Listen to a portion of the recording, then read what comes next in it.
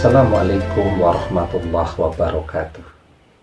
Bapak-bapak, ibu-ibu, mas-mas, mbak-mbak, khususnya adik-adikku sekalian yang dirahmati Allah dimanapun Anda berada. Kembali di IIB Channel bersama saya, IIB Wijayanto. Kali ini kita akan membahas tema cinta mantan kepada kita sudah habis, ya, tapi masih bisa terisi kembali asal masih di dalam masa tenggang, ya. Jadi tahu masa tenggang ya, kan misal handphone tuh atau SIM card handphone ya, providernya kan macam-macam ya. Itu kan ada yang namanya masa aktif dan ada yang namanya masa tenggang ya. Kalau masa aktif itu artinya ya semua fasilitasnya masih bisa digunakan, internetnya bisa, SMS bisa, telepon bisa ya. Tapi kalau sudah masuk masa tenggang begitu ya, maka yang bisa dilakukan cuma terima telepon saja, SMS sudah tidak bisa, internet juga sudah habis begitu kan. Nah, maka begitu juga sebenarnya logika dengan orang yang Anda cintai, walaupun kelihatan sekarang sepertinya cintanya sudah habis. Ya, orang yang cintanya kelihatannya sudah habis ya, itu sebenarnya persepsi atau istilah yang digunakan oleh masyarakat saja ya, karena sebenarnya cinta tidak pernah habis dan tidak akan pernah hilang, bertransformasi saja ya. Hari ini kelihatannya mencintai, menyayangi, besok kelihatannya membenci dan menjauh, tetapi energinya sama, yang menggerakkannya juga sama. Karena itu manusia itu bisa selalu berubah. Hari ini mencintai, 3 bulan lagi membenci, habis itu mencintai lagi. Begitu ya.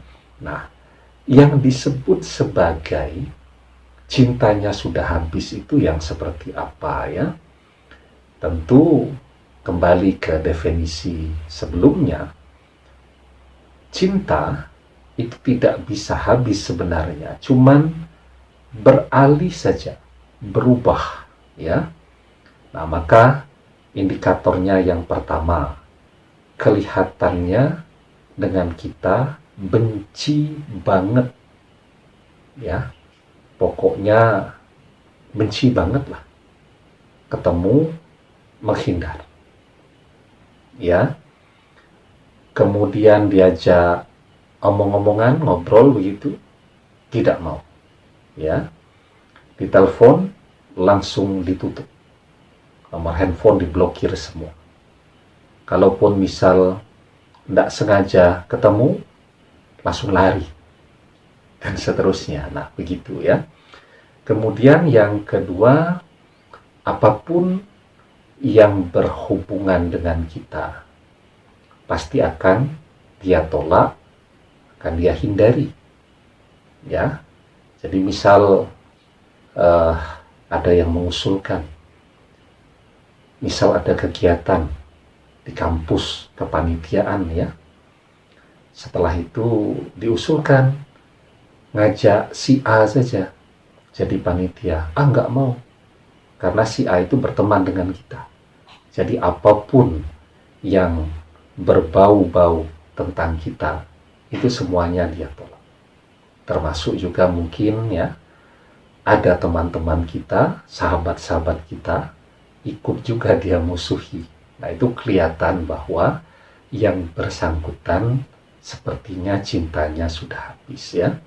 Nah kemudian indikator yang ketiga ya, yang bersangkutan setelah itu ya menunjukkan permusuhannya secara terbuka begitu ya. Kan ada tuh orang namanya neng-nengan saling diam-diaman, tetapi tidak secara terbuka. Yang secara terbuka itu yang bagaimana? Ya cerita bahwa dia tidak suka kepada kita ya. Nanti temannya cerita lagi ke yang lain. Temannya yang lain cerita lagi kemana-mana. Sehingga semua orang seluruh dunia jadi tahu. Nah itu namanya memusuhi ya secara terbuka. Menghadapi situasi yang seperti ini ya, sayangnya banyak sekali orang yang justru terpancing ya. Marah dihadapi dengan marah, emosi dihadapi dengan emosi. Padahal marah dihadapi dengan marah, emosi dihadapi dengan emosi, ya jadi tambah runyam. Begitu. Karena itu, ketika yang bersangkutan marah, maka yang paling penting, marahnya ini jangan sampai kelamaan. Karena yang akan bertransformasi menjadi kebencian, energi cinta menjadi benci, semakin cinta maka semakin benci. Itu adalah waktu kemarahan yang terlalu lama. Waktu marah yang terlalu lama itu sebabnya apa? Ya sebabnya jika direspon. Dia marah, kita respon. Ya, dia nyindir, kita balas dengan sindiran. Dia nyinyir, kita juga nyinyir ya. Kemudian begitu. Ya seperti ributnya anak-anak SD, anak-anak TK itu kan kalau ribut kan begitu ya. Satu teriak, yang satu teriak. Nah, itu pula yang kemudian menjadi jawaban kenapa zaman sekarang, misal di dalam sebuah rumah tangga, perceraian itu begitu mudah kan terjadi. Karena itu tadi, karena memperturutkan kemarahan, merespon juga dengan kemarahan. Ya, kemudian marah, ngajak supporter, keluarga, sahabat, ngikut semua. Sementara yang seharusnya bisa bersabar, melakukan hal yang sama juga. Ngajak teman, ngajak keluarga, ngajak semuanya. Akhirnya, masalah menjadi semakin runyam. Coba deh ini suami istri. Ini suami istri loh ya. Sudah bertahun-tahun berumah tangga, susah bersama, senang bersama. Cobalah ngobrol dari hati ke hati berdua saja. Ya, saya yakin insya Allah kalau niatnya lurus nggak akan sampai setengah jam. Itu sudah bisa normal lagi. Lah ini kalau mau ngomong harus memakai perantara. Ya, nyuruh keluarganya yang ngomong. Yang ini juga pakai temannya yang harus ngomong ya. Dan seterusnya. Ya akhirnya tidak akan pernah nyambung. Kalau sudah punya anak lebih bagus lagi itu ngobrol berdua. Kemudian ajak anak-anak juga untuk mencurahkan pandangan, pendapat, keinginannya. Orang tua itu bisa egois ya.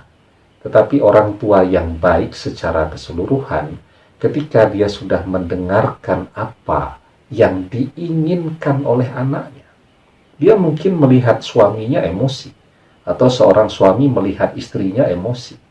Tapi begitu melihat anak-anaknya menangis, pengen orang tuanya rukun kembali, rujuk kembali, itu kalau manusia yang normal, hatinya pasti akan tersentuh. Itu kalau murni konflik di antara mereka saja, ya tidak ada faktor orang ketiga dan seterusnya.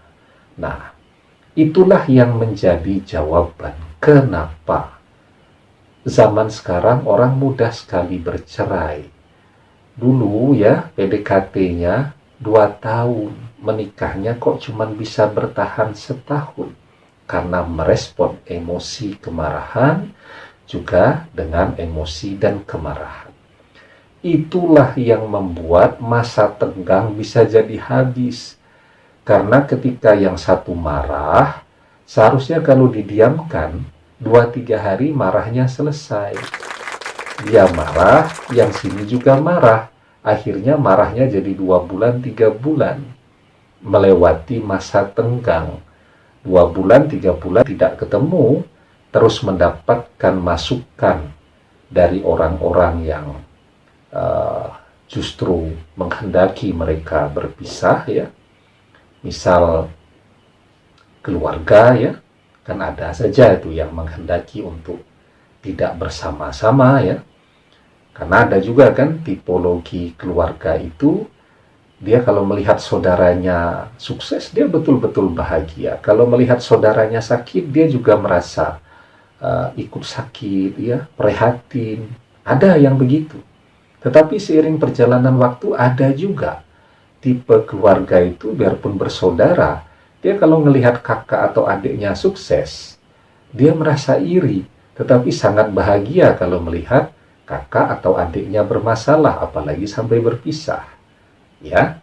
Nah, jadi ya, sebenarnya cinta yang kelihatan sudah habis ini bisa terisi kembali asal masih dalam masa tenggang. Agar jangan jadi masa tenggang yang lama, ketika yang satu marah, nah, kita jangan merespon. Kita harus belajar bersabar dan belajar memaafkan.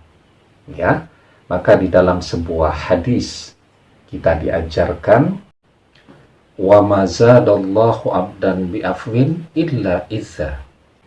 Tidaklah Allah menambahkan kepada seorang hamba sifat pemaaf, melainkan akan semakin memuliakan dirinya.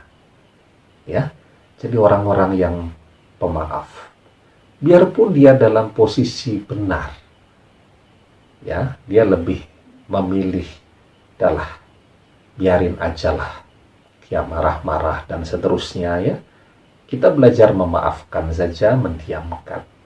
Itu adalah tanda orang-orang yang mulia. Dan kesabaran, permaafan, itulah yang akan membuat situasi kembali kondusif. Ya, sehingga hari ini di hati itu terbit kemarahan. Tetapi ketika situasinya kondusif, yang muncul kembali adalah rasa cinta, sayang, rindu, butuh, dan seterusnya tadi. Ya, karena itu selalu belajar menjadi orang yang mudah memaafkan. Demikian, semoga bermanfaat. Wallahu a'lam bishawab, billahi taufiq wal hidayah. Assalamualaikum warahmatullahi wabarakatuh.